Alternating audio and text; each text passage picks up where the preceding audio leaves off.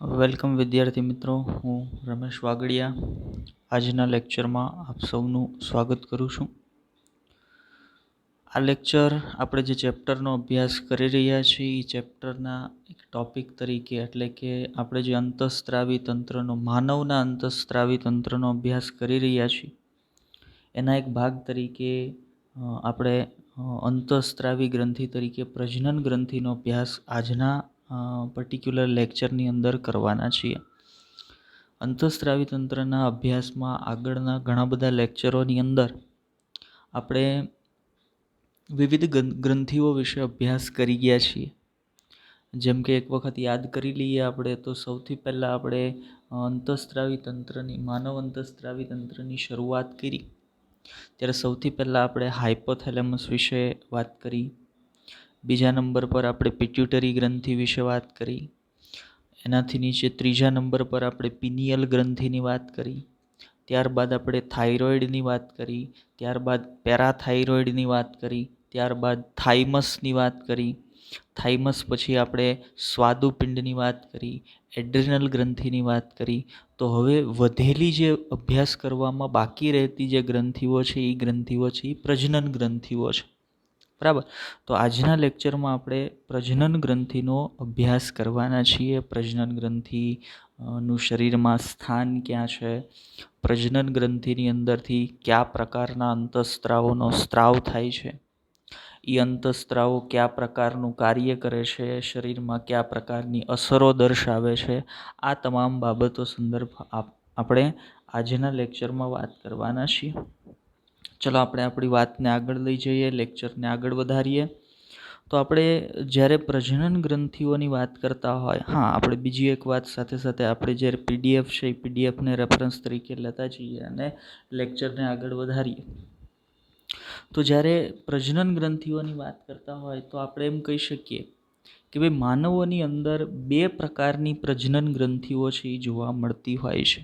હવે અહીંયા જે મુદ્દામાં શબ્દ વપરાયો છે બે પ્રકારની, એને કયા સેન્સમાં વિચારવાનું છે મારે એની હું વાત કરી દઉં, ચોખવટ કરી દઉં કે અહીંયા બે પ્રકારની ગ્રંથિ એટલે નર પ્રાણીની અંદર અલગ પ્રજનન ગ્રંથિ હોય, માતૃ પ્રાણીની અંદર અલગ પ્રજનન ગ્રંથિ હોય, એમ માનવોમાં બે પ્રકારની પ્રજનન ગ્રંથિ હોય છે, એવું આપણે આ મુદ્દાની અંદર કહેવા માંગીએ છીએ. બરાબર. ચલો આગળ લઈ જઈએ કે આજે અંતઃસ્ત્રાવી ગ્રંથિઓ વિશે આપણે વાત કરવાના છીએ, જેને પ્રજનન ગ્રંથિ તરીકે પણ આપણે ઓળખીએ છીએ. એની અંદરથી વિવિધ પ્રકારના અંતઃસ્ત્રાવોનો સ્ત્રાવ થાય છે. ઓબ્વિયસ વસ્તુ છે ભાઈ કે જ્યારે તમે કોઈ એક અંતઃસ્ત્રાવી ગ્રંથિની વાત કરો છો તો એ અંતઃસ્ત્રાવનો સ્ત્રાવ કરતી જ હશે. બરાબર. તો અહીંયા આ જે ગ્રંથિ છે એ ગ્રંથિની અંદરથી જે અંતઃસ્ત્રાવોનો સ્ત્રાવ થાય છે એ અંતઃસ્ત્રાવોને જાતીય અંતઃસ્ત્રાવો તરીકે ઓળખવામાં આવે છે. હવે આ અંતઃસ્ત્રાવોને જાતીય અંતઃસ્ત્રાવો શું કામ કીધા છે, લેક્ચરમાં આગળ આપણે જ્યારે વાત કરશું ત્યારે એની થોડીક ક્લિયરિટી અથવા તો સ્પષ્ટતા આગળ કરીએ આપણે. ચલો, તો એ પહેલાં આપણે વાત કરીએ કે ભાઈ મેં આગળ એક મુદ્દો સમજાવતો હતો ત્યારે કીધું એ પ્રમાણે કે ભાઈ નર પ્રાણીની અંદર અલગ પ્રકારની પ્રજનન ગ્રંથિ, માતૃ પ્રાણીની અંદર અલગ પ્રકારની પ્રજનન ગ્રંથિ છે. તો નર પ્રાણીમાં જોવા મળતી જે પ્રજનન ગ્રંથિ છે એને આપણે એક પર્ટિક્યુલર નામ શુક્રપિંડ અથવા તો ટેસ્ટિસ તરીકે ઓળખીએ છીએ. ગુજરાતીમાં એને શુક્રપિંડ તરીકે ઓળખવામાં આવે છે, ઇંગ્લિશમાં એને ટેસ્ટિસ તરીકે ઓળખવામાં આવે છે. એની જગ્યાએ જ્યારે તમે માતૃ પ્રાણી સંદર્ભ વાત કરતા હોય તો માતૃ પ્રાણીના શરીરમાં જોવા મળતી જે પ્રજનન ગ્રંથિ છે એ પ્રજનન ગ્રંથિને આપણે અંડપિંડ તરીકે ઓળખીએ છીએ, અથવા તો ઇંગ્લિશમાં વાત કરતા હોય તો એને ઓવરી તરીકે ઓળખવામાં આવે છે. બરાબર. પીડીએફમાં આપણે બે મુદ્દાની અંદર આ બંને માહિતીઓને તમને દર્શાવી છે. આગળ વાત કરીએ આપણે કે પ્રજનન ગ્રંથિને જાતીય ગ્રંથિ કહેવામાં આવે છે.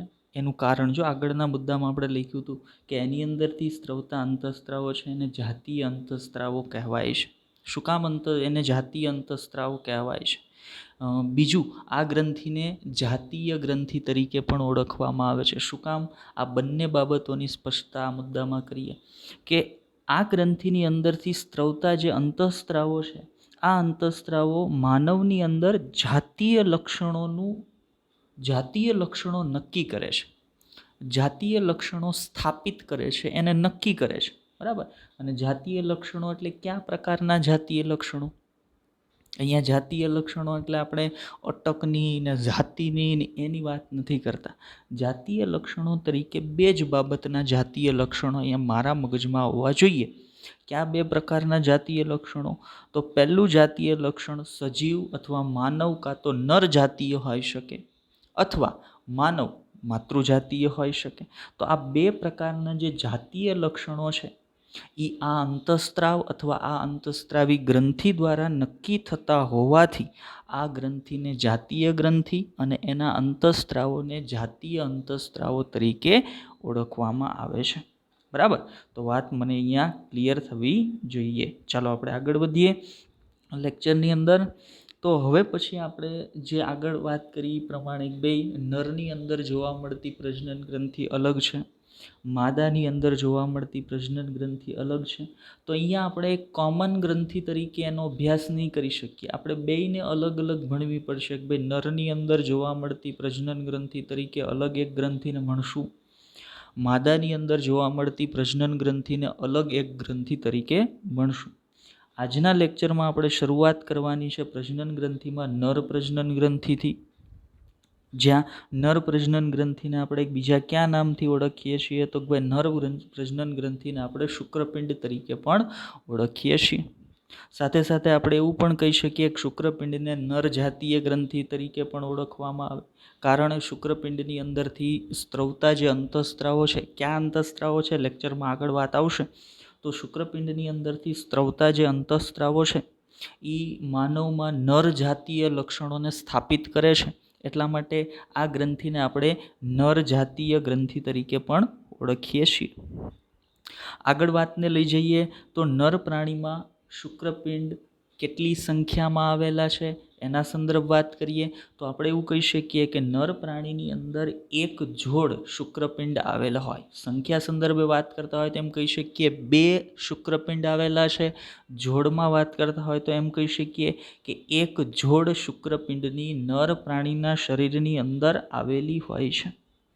હવે માનો સંખ્યા કહી દીધી, બીજી બાબત શું લેવી પડે? સ્થાન. આવેલ છે તો ક્યાં આવેલ છે?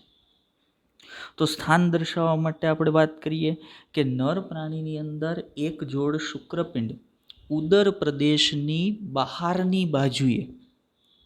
હવે આ જે મુદ્દો છે, મુદ્દો પહેલાં હું એક વખત કહી દઉં, પછી એને સમજવા માટે આપણે આકૃતિ પર જઈએ કે નર પ્રાણીની અંદર એક જોડ શુક્રપિંડ ઉદર પ્રદેશની બહારની બાજુએ લટકતી એક કોથળી જેવી રચના, જે કોથળી જેવી રચનાને વૃષણ કોથળી તરીકે ઓળખવામાં આવે, આ વૃષણ કોથળીની અંદર આવેલા હોય છે.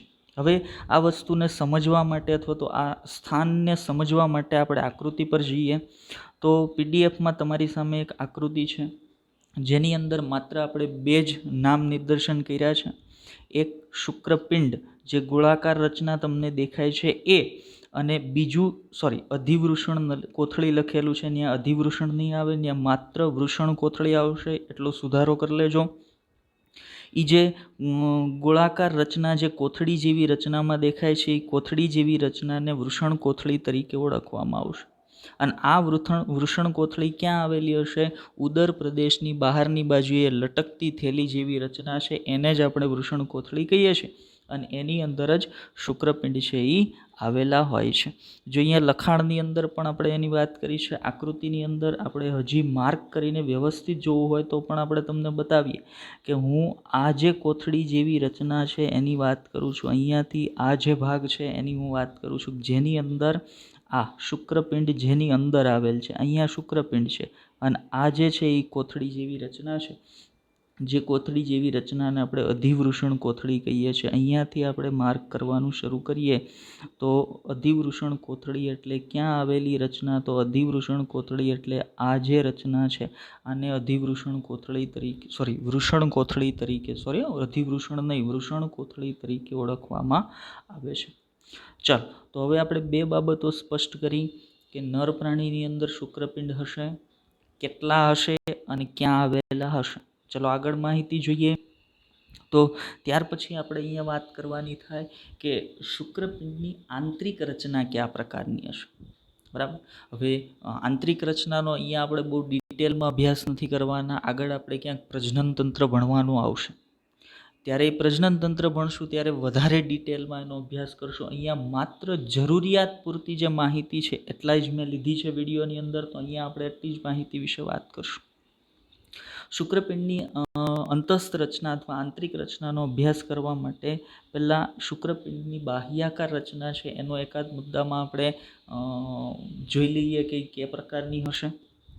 તો મેં અહીંયા લખ્યું છે કે દરેક શુક્રપિંડ લંબગોળ આકાર, પહેલાં આકારની વાત કરી છે, દરેક શુક્રપિંડ લંબગોળ આકારની, લગભગ 5 સેન્ટીમીટર લંબાઈ ધરાવતી, 3 સેન્ટીમીટર પહોળાઈ ધરાવતી અને 2 સેન્ટીમીટર જાડાઈ ધરાવતી રચના છે. બરાબર. હવે એ જ પેજ ઉપર એક આકૃતિ છે, એ આકૃતિની અંદર તમને એક પીળા કલરનો લંબગોળ દેખાય છે. આ પીળા કલરનો લંબગોળ એ પોતે જ શું છે? એ પીળા કલરનો લંબગોળ એ પોતે જ એક શુક્રપિંડ છે. બરાબર. એ આકૃતિની અંદર જે પીળા કલરનો લંબગોળ તમને દેખાય છે, એ પીળા કલરનો લંબગોળ, આ જે હું કહું છું એ આ આખા પીળા કલરના લંબગોળની હું અહીંયા વાત કરું છું. આ પીળા કલરનો લંબગોળ પોતે શું છે? તો ભાઈ એ શુક્રપિંડ પોતે જ.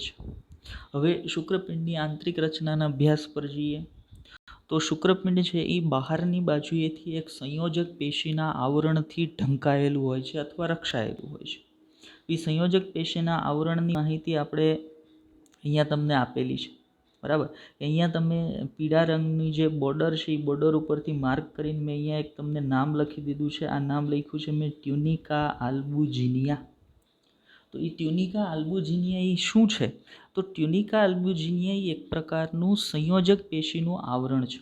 બરાબર. ટ્યુનિકા આલ્બુજિનિયા એક પ્રકારનું સંયોજક પેશીનું આવરણ છે કે જે સંયોજક પેશીનું આવરણ છે એ શુક્રપિંડને બહારની બાજુએથી સંપૂર્ણપણે ઢાંકે છે, રક્ષણ આપવાનું કામ કરે છે. આંતરિક રચનામાં વધારે આગળ વધીએ આપણે તો આ જે ટ્યુનિકા આલ્બુજિનિયા સંયોજક પેશીનું આવરણ છે એ આકૃતિમાં તમે જોશો તો એ પીળો રંગ, જે પરિવર્તી વિસ્તારમાં પીળો રંગ છે, એની અમુક લાઇનિંગો છે એ શુક્રપિંડની અંદર તરફ ઉતરતી હોય એવું તમને દેખાશે. તો એના પછીના મુદ્દામાં તમે વાંચો તો આપણે બહુ સ્પષ્ટ લખ્યું છે કે આ આવરણ એટલે ટ્યુનિકા આલ્બુજિનિયા શુક્રપિંડની અંદર તરફ લંબાય છે. તો બોર્ડર જે આખી પીળા રંગની હતી એના પરથી પીળા રંગની લાઇનિંગ શુક્રપિંડની અંદર તરફ ઉતરતી હોય એવું તમને દેખાય છે. બરાબર. આપણે વધારે સ્પષ્ટ દેખાડવા માટે એક વખત માર્ક કરીને તમને બતાવીએ. આ જે પીળા રંગની લાઇનિંગો જે છે એ બહારથી અંદર તરફ આમ ઉતરે છે. તો બહારથી અંદર તરફ ઉતરતી આ દરેક પીળા રંગની લાઇનિંગ એ ટ્યુનિકા આલ્બુજિનિયાનો જ ભાગ છે કે જે શુક્રપિંડની અંદર તરફ લંબાય છે. હવે બહારનું આવરણ શુક્રપિંડની અંદર તરફ લંબાશે એટલે શું કરશે? તો અંદરની બાજુથી શુક્રપિંડને અનેક ખંડોમાં વિભાજિત કરી દેશે. મતલબ આંતરિક રચનાની વાત કરીએ તો આપણે એવું કહી શકીએ કે ટ્યુનિકા આલ્બુજિનિયા આંતરિક રચનામાં શુક્રપિંડને અનેક નાના ખંડોમાં વિભાજિત કરે છે. હવે શુક્રપિંડની આંતરિક રચનાનો આ દરેક નાનો ખંડ છે એ ખંડને આપણે શું કહીએ? એ દરેક નાના ખંડને કહેવામાં આવે શુક્રપિંડીય ખંડિકા. દરેક નાના ખંડને શું કહેવામાં આવે છે? શુક્રપિંડીય ખંડિકા. શુક્રપિંડીય ખંડિકા એટલે શુક્રપિંડની અંદર આવેલા ખંડો. આ દરેક ખંડને શુક્રપિંડીય ખંડિકા તરીકે ઓળખવામાં આવે.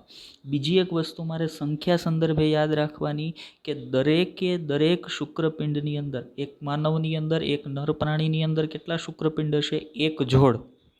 તો દરેક શુક્રપિંડની અંદર શુક્રપિંડીય ખંડિકાઓની સંખ્યા કેટલી હશે? 250. તો આપણને એવું પૂછવામાં આવે કે માનવના શુક્રપિંડની અંદર શુક્રપિંડીય ખંડિકાઓની સંખ્યા, કુલ સંખ્યા, ત્યારે આપણો જવાબ 500 હોવો જોઈએ. પણ એક શુક્રપિંડની અંદર શુક્રપિંડીય ખંડિકાઓની સંખ્યા, ત્યારે મારો જવાબ હોવો જોઈએ 250 શુક્રપિંડીય ખંડિકાઓ. 250 થી 300 જેટલી શુક્રપિંડીય ખંડિકાઓ છે એ એક શુક્રપિંડની અંદર આવેલી હોય છે. અને આ ખંડિકાઓ શેના કારણે પડી છે? તો બહાર તરફનું જે આવરણ હતું ટ્યુનિકા આલ્બુજિનિયા એ અંદર તરફ વિસ્તરણ પામ્યું, અંદર તરફ આગળ વધ્યું, એના કારણે આંતરિક રીતે શુક્રપિંડ અનેક નાના ખંડોમાં વિભાજિત થયું છે. ચલો આપણે વિડીયોમાં વાતને આગળ લઈ જઈએ. તો આગળ વાત કરીએ કે આ દરેક શુક્રપિંડીય ખંડિકા જે આપણે ખંડોની આગળ વાત કરી ને કે ભાઈ 250થી 300 જેટલી શુક્રપિંડીય ખંડિકા આવેલી છે. તો આ દરેક શુક્રપિંડીય ખંડિકાની રચનામાં અતિ ગૂંચળામય નલિકાઓ આવેલી છે. મતલબ દરેક શુક્રપિંડીય ખંડિકાની રચનામાં ફરી પાછી એક સ્ટ્રક્ચર આવેલું હશે. એને આપણે કહીએ છીએ શુક્રોત્પાદક નલિકા. શબ્દ સમજો, બે શબ્દ ભેગા છે આની અંદર. શુક્રોત્પાદક એટલે શુક્ર એટલે શુક્રકોષ, ઉત્પાદક એટલે શુક્રકોષોનું ઉત્પાદન કરતી નળીઓ, એને શુક્રોત્પાદક નલિકા કીધી છે. અને આવી શુક્રોત્પાદક નલિકા ક્યાં આવેલી છે ભાઈ? તો આવી શુક્રોત્પાદક નલિકા છે એ શુક્રપિંડીય ખંડિકાની અંદર આવેલી છે. શુક્રપિંડીય ખંડિકાઓ એટલે શું છે? તો શુક્રપિંડની અંદર તરફ આવેલા નાના નાના ખંડો. કેટલા આવેલા હોય? 250થી 300 દરેક શુક્રપિંડની અંદર. હવે પ્રશ્ન એવો આવ્યો કે શુક્રોત્પાદક નલિકા કેટલી આવેલી હશે? તો આપણે સંખ્યા દર્શાવવા માટે એવું કહીએ કે દરેક ખંડિકાની રચનામાં લગભગ 3 થી 4 જેટલી શુક્રોત્પાદક નલિકાઓ આવેલી હોય છે. બરાબર. દરેક શુક્રપિંડીય ખંડિકાની અંદર 3 થી 4 જેટલી શુક્રોત્પાદક નલિકાઓ છે એ આવેલી હોય છે. હવે શુક્રપિંડની રચનાને વ્યવસ્થિત સમજવા માટે એની રચનામાં આવેલ ભાગ તરીકે શુક્રોત્પાદક નલિકાનો અભ્યાસ પણ મારે કરવો પડે. તો એના અભ્યાસ પર ઉપર છેલ્લી નજર ફેરવીએ આપણે. તો શુક્રોત્પાદક નલિકાની દિવાલ જે હોય છે, કોઈ એક નળી છે તો એ નળીના 2 ભાગ હોય. બરાબર. કોઈ એક નળી છે, ઉદાહરણ તરીકે અહીંયા ખાલી જગ્યામાં હું તમને એક ડ્રોઈંગ કરીને બતાવું. એટલું બધું વિડીયોની અંદર એટલું બધું સારું ડ્રોઈંગ નહીં થાય, પણ છતાંય સમજવા માટે આ એક નળી છે, ચાલો ગોળાકાર. બરાબર. તો આ નળીના 2 ભાગ દેખાય છે તમને. આ કાળા રંગની બોર્ડર છે એ દિવાલ થઈ અને અંદર તરફનો આ જે ખાલી ભાગ થયો આ આંતરાલીય અવકાશ થયો. બરાબર. કોઈ એક નળી છે તો એ નળીના 2 ભાગ હોઈ શકે. એક નળીની દિવાલ અને એક દિવાલની અંદર તરફનો અવકાશ. એ અવકાશને કહેવાય આંતરાલીય અવકાશ. મતલબ અહીંયા આપણે જે નલિકા એટલે કે શુક્રોત્પાદક નલિકાની વાત કરીએ છીએ એ નલિકા સંદર્ભે પણ આપણે 2 ભાગની વાત કરવાના છીએ. એક એની દિવાલ વિશે અને એક એના આંતરાલીય અવકાશ વિશે. ચલો વાતને આગળ લઈ જઈએ આપણે કે શુક્રોત્પાદક નલિકાનો પહેલો ભાગ એની દિવાલ છે અને શુક્રોત્પાદક નલિકાની દિવાલની રચનામાં 2 પ્રકારના કોષો આવેલા હશે. હવે અહીંયા તમારી સામે એક ડાયાગ્રામ, ફરી પાછી એક ફિગર આવી છે. આ ફિગર શેની છે?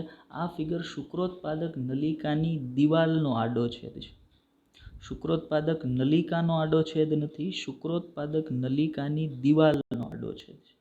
અને આ શુક્રોત્પાદક નલિકાની દિવાલમાં તમને 2 પ્રકારના કોષો, ઉપર મેં લખી દીધું એ પ્રમાણે મારે તમને 2 પ્રકારના કોષો દેખાડવાના છે. એક છે આદિ શુક્રકોષ, આ જે અહીંયા નીચે તરફ છે. આ બધા આ જે છે આ બધા આદિ શુક્રકોષો છે. બરાબર. અને બીજા નંબર પર જે કોષો છે એ સર્ટોલી કોષો છે. તો આ સર્ટોલી કોષો છે. હવે પ્રશ્ન એવો થશે તમને કે એ સિવાયના ઘણા બધા કોષો આપેલા છે, જેમ કે પ્રાથમિક શુક્રકોષો છે, પ્રાથમિક પૂર્વ શુક્રકોષ, દ્વિતીય પૂર્વ શુક્રકોષ, પ્રશુક્રકોષ અને શુક્રકોષ. તો આ બીજા બધા કોષો કોઈ અલગ કોષ નથી. એ કોષો આદિ શુક્રકોષમાંથી બનેલા જુદા જુદા સ્વરૂપ છે. એટલે પહેલો કોષ છે આદિ કોષ છે. આદિ શુક્રકોષ એમાં ફેરવાય, પ્રાથમિક પૂર્વ શુક્રકોષમાં ફેરવાય, પ્રાથમિક છે એ દ્વિતીયક પૂર્વ શુક્રકોષમાં ફેરવાય, દ્વિતીયક છે એ પ્રશુક્રકોષમાં ફેરવાય, પછી પ્રશુક્રકોષ છે એ શેમાં ફેરવાય? તો ભાઈ શુક્રકોષની અંદર ફેરવાય. એટલે મેઇન કોષો શુક્રોત્પાદક નલિકાની દિવાલની રચનામાં કેટલા આવેલા હોય? 2 પ્રકારના. ક્યાં? એક આદિ શુક્રકોષ અને બીજો કયો હશે? સર્ટોલી કોષ. ગુડ. તો હવે મને ક્લિયર થવું જોઈએ કે જ્યારે તમે શુક્રોત્પાદક નલિકાની દિવાલની રચના વિશે વાત કરતા હોય ત્યારે એમાં 2 પ્રકારના કયા કોષો આવેલા હોય?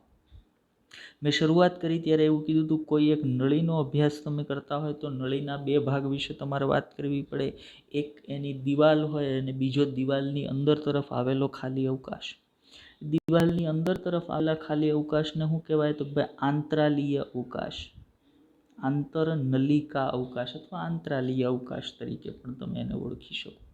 હવે જ્યારે પર્ટિક્યુલર શુક્રોત્પાદક નલિકાની તમે વાત કરતા હોય અને એની દિવાલ સિવાયના ભાગ તરીકે આંતરાલીય અવકાશની વાત કરતા હોય, આંતર નલિકા અવકાશની વાત કરતા હોય, ત્યારે આંતરનલિકા અવકાશની અંદર પણ એક વિશિષ્ટ પ્રકારના કોષ આવેલા હોય છે. એ કોષને કાં તો તમે લેડિંગ કોષો કહી શકો અથવા તો એ કોષને તમે આંતરાલીય કોષો કહી શકો. આંતરાલીય અવકાશમાં આવેલા છે એટલે આંતરાલીય કોષો છે, અને લેડિંગ કોષ વૈજ્ઞાનિકના નામ પરથી આપવામાં આવેલું નામ હોઈ શકે છે. બરાબર. તો આપણે યાદ રાખશું કે ભાઈ શુક્રોત્પાદક નલિકાનો અંદરનો અવકાશ આંતરનલિકા અવકાશ અથવા તો આંતરાલીય અવકાશ છે. એની અંદર એક વિશિષ્ટ પ્રકારના કોષો આવેલા હશે, લેડિંગના કોષ અથવા તો આંતરાલીય કોષો. હવે લેડિંગના કોષોના કાર્ય પર જઈએ તો લેડિંગના કોષોનું કાર્ય શું છે? આપણું મેઇન જે ચેપ્ટરનો મુખ્ય ભાગ જે છે એના પર હવે આપણે પહોંચીએ છીએ. હજી સુધી અંતઃસ્ત્રાવની ક્યાંય વાત જ નહોતી આવી આ ગ્રંથિમાં. અંતઃસ્ત્રાવની વાત હવે શરૂ થશે કે જે લેડિંગના કોષો જે શુક્રોત્પાદક નલિકાના આંતરનલિકા અવકાશની અંદર આવેલા છે, એ લેડિંગના કોષોમાંથી એક વિશિષ્ટ પ્રકારના અંતઃસ્ત્રાવના સમૂહનો સ્ત્રાવ થાય છે. એક અંતઃસ્ત્રાવ નહીં, અંતઃસ્ત્રાવોનો સમૂહ છે. આ જે સમૂહના અંતઃસ્ત્રાવ છે એને કયા સમૂહના અંતઃસ્ત્રાવ કહેવામાં આવશે? એને એન્ડ્રોજન પ્રકારના અંતઃસ્ત્રાવ તરીકે ઓળખવામાં આવે છે. એ જે સમૂહના અંતઃસ્ત્રાવોનો સ્ત્રાવ કરે છે એ તમામ અંતઃસ્ત્રાવોને એન્ડ્રોજન પ્રકારના અંતઃસ્ત્રાવ તરીકે ઓળખવામાં આવે છે. જો હજી સુધીમાં આપણે શુક્રપિંડની રચનામાં આટલા ભાગો વિશે વાત કરી, એમાં પહેલો આ એક એવો કોષ આવ્યો કે જેની અંદરથી અંતઃસ્ત્રાવનો સ્ત્રાવ થતો હતો. મતલબ આપણા માટે આ કોષ મહત્ત્વનો છે. આ ક્યાં આવેલો છે એ મહત્ત્વનું છે. કઈ નળીની રચનામાં આવેલો છે એ મહત્ત્વનું છે. એ નળી ક્યાં આવેલી છે એ મહત્ત્વનું છે. એ નળીની સંખ્યા કેટલી છે એ મહત્ત્વનું છે. આ બધી બાબતો સ્ટેપ વાઇઝ જે આપણે જોઈ બધી અગત્યની છે. તો એ બધી બાબતોને મારે ધ્યાનમાં રાખવાની છે. હવે આપણે જે એન્ડ્રોજન પ્રકારના અંતઃસ્ત્રાવની વાત કરીએ છીએ જે લેડિંગના કોષોમાંથી સ્ત્રવે છે, આ એન્ડ્રોજન પૈકી એક મુખ્ય અંતઃસ્ત્રાવ જે નર જાતીય પ્રાણીઓમાં હશે એ હશે ટેસ્ટોસ્ટેરોન. બરાબર. નર જાતીય અંતઃસ્ત્રાવ પણ એને કહી શકાશે. અને લેડિંગના કોષોમાંથી જે એન્ડ્રોજન પ્રકારના અંતઃસ્ત્રાવો સ્ત્રવે છે એમાંનો મુખ્ય અંતઃસ્ત્રાવ છે ટેસ્ટોસ્ટેરોન અંતઃસ્ત્રાવ. બરાબર. તો હવે અંતઃસ્ત્રાવ વિશે પણ આપણને ખબર પડી ગઈ કે ભાઈ એન્ડ્રોજન અને ટેસ્ટોસ્ટેરોન આવા બે અંતઃસ્ત્રાવોનો સ્ત્રાવ છે એ નર જાતીય ગ્રંથિ અથવા તો શુક્રપિંડની અંદરથી થાય છે. હવે પછીનો ટોપિક શું હોવો જોઈએ આપણો? તો હવે પછીનો આપણો ટોપિક હોવો જોઈએ આ જે અંતઃસ્ત્રાવ છે અંતઃસ્ત્રાવના મુખ્ય કાર્યો અને એની અસરો શું છે. તો પીડીએફને રેફરન્સ તરીકે લેતા જઈએ અને વાત કરીએ એના કાર્યો વિશે. તો આપણે અહીંયા લખી દીધું છે કે એન્ડ્રોજન પ્રકારના જે અંતઃસ્ત્રાવો છે એ નર સહાયક અંગો. જ્યારે નર જાતીય અંગોની વાત આવે ને ત્યારે એમાં બે પ્રકારના અંગો હોઈ શકે. એક જાતીય અંગોમાં મુખ્ય અંગો હોઈ શકે જેને પ્રાથમિક પ્રજનન અંગો કહી શકાય, અને બીજા હોય દ્વિતીયક પ્રજનન અંગો અથવા તો સહાયક પ્રજનન અંગો હોય. તો અહીંયા જે અંગો છે એની વાત આપણે કરીએ છીએ સહાયક પ્રજનન અંગોની. એમાં કોણ કોણ આવે? એની અંદર આવે અધિવૃષણ નલિકા, શુક્રવાહિની, શુક્રાશય, પ્રોસ્ટેટ ગ્રંથિ, મૂત્રજનન માર્ગ. આ બધા જ છે એ સહાયક અંગો છે, સહાયક પ્રજનન અંગો છે. બરાબર. પ્રજનન તંત્રનો ભાગ 100% છે, પણ એ બધા પ્રજનન તંત્રમાં આવેલા સહાયક પ્રજનન અંગો છે. આ સહાયક પ્રજનન અંગો કે જેનું લિસ્ટ આપણે ઉપર જોયું, આ તમામ સહાયક પ્રજનન અંગોના વિકાસ, એની પરિપક્વતા અને એ તમામ સહાયક પ્રજનન અંગોના કાર્યનું નિયમન આ એન્ડ્રોજન પ્રકારના અંતઃસ્ત્રાવો દ્વારા થતું હોય છે કે જે ક્યાંથી સ્ત્રવે છે? જે લેડિંગ કોષોની અંદરથી સ્ત્રવે છે અથવા તો શુક્રપિંડની અંદરથી સ્ત્રવે છે. લેડિંગના કોષે છે તો શુક્રપિંડની અંદર જ ને, એટલે આપણે એવું કહી શકીએ કે શુક્રપિંડની અંદરથી સ્ત્રવે છે. હવે આ બધા થયા દ્વિતીયક અથવા તો સહાયક અંગો. તો મુખ્ય અંગોમાં કોણ આવે? પ્રાથમિક અંગોમાં કોણ આવે? તો પ્રાથમિક પ્રજનન અંગની અંદર શુક્રપિંડ આવે, જેના વિશે આપણે અભ્યાસ કરીએ છીએ. અને આપણે જે લિસ્ટ વાંચ્યું એ બધા આવશે સહાયક પ્રજનન અંગોની અંદર. ચલો આગળ વધીએ કાર્યોની અંદર અથવા અંતઃસ્ત્રાવની અસરોની અંદર. તો આ અંતઃસ્ત્રાવો એ સિવાય પણ બીજા કાર્યો કરે છે કે એન્ડ્રોજન અંતઃસ્ત્રાવની અસર હેઠળ નર પ્રાણીની અંદર સ્નાયુલ વૃદ્ધિ થાય છે, એટલે કે જુઓ, સ્ત્રીના કમ્પેરિઝનમાં તમે પુરુષનું શરીર જુઓ તો પુરુષના શરીરની અંદર સ્નાયુનો બાંધો વધારે મજબૂત અને પ્રમાણમાં જથ્થો થોડોક વધારે હોય છે, બરાબર. એટલે આપણે એવું કહી શકીએ કે એન્ડ્રોજન અથવા ટેસ્ટોસ્ટેરોન અંતઃસ્ત્રાવની અસર હેઠળ સ્નાયુલ વૃદ્ધિ થાય છે. ચહેરા પર વાળ ઉગવા, ચહેરા પર દાઢીના વાળ, મૂછના વાળ, આ ચહેરા પરના વાળ, શરીર પરના વાળ જેને આપણે રૂંવાટી કહીએ છીએ, આ બધાની વૃદ્ધિ થવી, પુરુષના સ્વભાવમાં આક્રમકતા આવવી, પુરુષનો અવાજ પ્રમાણમાં ઘેરો થવો, આ બધા જ જે લક્ષણો છે, આ બધા જ લક્ષણોનું નિયમન કોના વડે થાય છે? તો એનું નિયમન પણ એન્ડ્રોજન પ્રકારના અંતઃસ્ત્રાવ વડે થાય છે, ટેસ્ટોસ્ટેરોન વડે થતું હોય છે. એનાથી આગળ વાત કરીએ તો એન્ડ્રોજન છે એ શુક્રકોષ જનનની પ્રક્રિયા, અગત્યની પ્રક્રિયા છે ભાઈ. આ ધ્યાનમાં લીધા જેવી પ્રક્રિયા છે શુક્રકોષ જનનની પ્રક્રિયા. બાજુમાં મેં લખી દીધું છે સ્પષ્ટતા માટે કે શુક્રકોષ નિર્માણ થવાની ઘટનાને શુક્રકોષ જનનની ક્રિયા તરીકે ઓળખવામાં આવે. તો એ શુક્રકોષ જનનની ક્રિયાને પ્રેરવાનું કામ છે એ એન્ડ્રોજન અંતઃસ્ત્રાવનું છે. આગળ વધીએ કે એન્ડ્રોજન અંતઃસ્ત્રાવ જે છે એ મધ્યસ્થ ચેતાતંત્ર પર પણ અસર કરે છે. મધ્યસ્થ ચેતાતંત્ર પર અસર કરી અને નર જાતીય વર્તણૂક નો પ્રભાવ પડે છે. પ્રાણીની અંદરથી નર જાતીય લક્ષણો ઉત્પન્ન કરાવે છે. આગળના મુદ્દા પર જઈએ. આ અંતઃસ્ત્રાવો કાર્બોદિત અને પ્રોટીનના ચયાપચય પર, સમજો, ચયાપચય પર કયા પ્રકારની ચય પ્રકારની અસરો ઉત્પન્ન કરે છે?